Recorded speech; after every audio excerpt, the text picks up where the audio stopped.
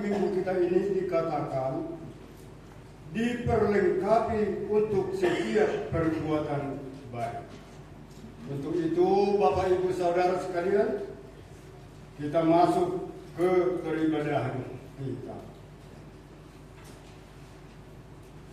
Tuhan adalah terangku dan keselamatanku.